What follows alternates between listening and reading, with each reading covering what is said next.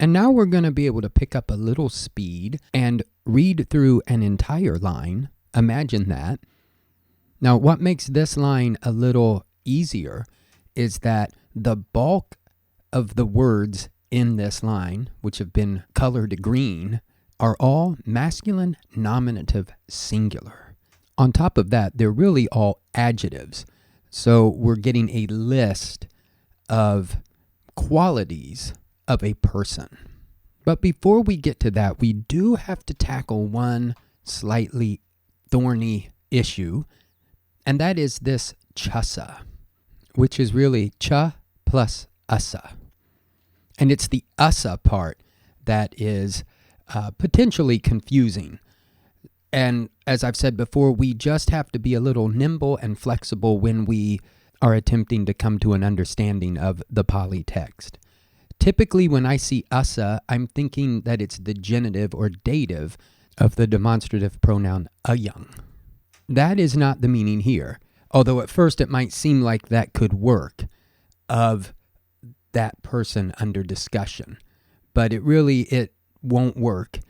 It could mean horse, but we pretty much could imagine that's not going to be a likely candidate. What this is the third person singular optative, or sometimes called potential, of the verb ati, from the root us, meaning to be. When we understand it this way, then everything really kind of comes together.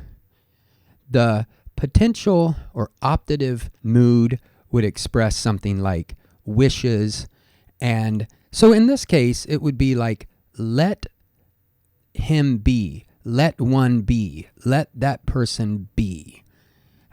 And if we go back, what this is talking about is the karaniyam atta kusalena, the kusalena by one skilled.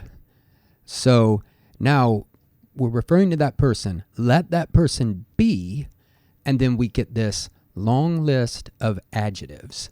And they are all very positive and wholesome qualities. The other word that we've encountered already is cha. It shows up 3 times. It is just the word and it is typically placed after a word. So like a cha, b cha means a and b. And here the list continues. We have 3 of them, but we actually have many more nouns than that.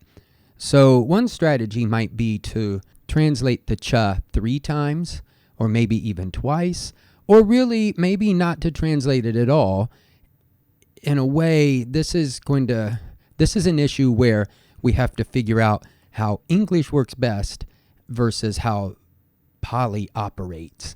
And then we can figure out, we could just put in commas and maybe use one and, or maybe not use any and if we're trying to convey, any of the poetic quality of this sutta.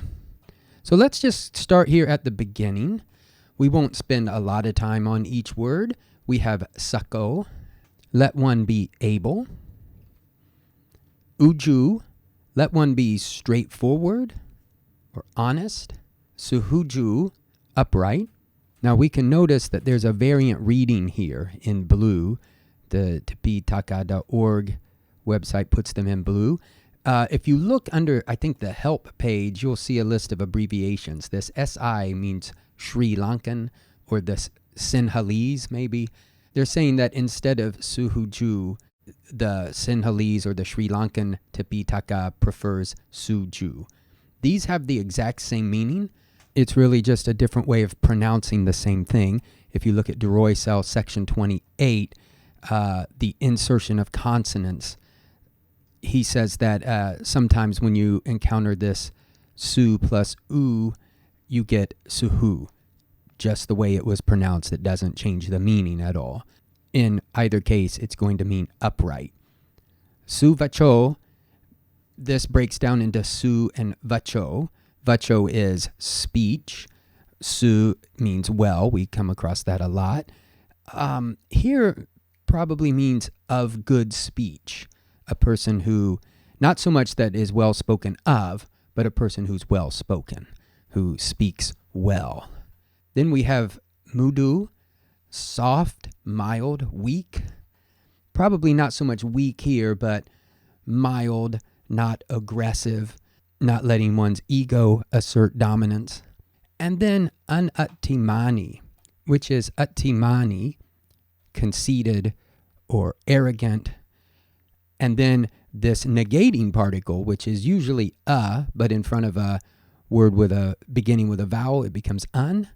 So altogether, anattimani means not conceited, without arrogance, without pride. Such a list will continue in verse 2 and for the first half of verse 3.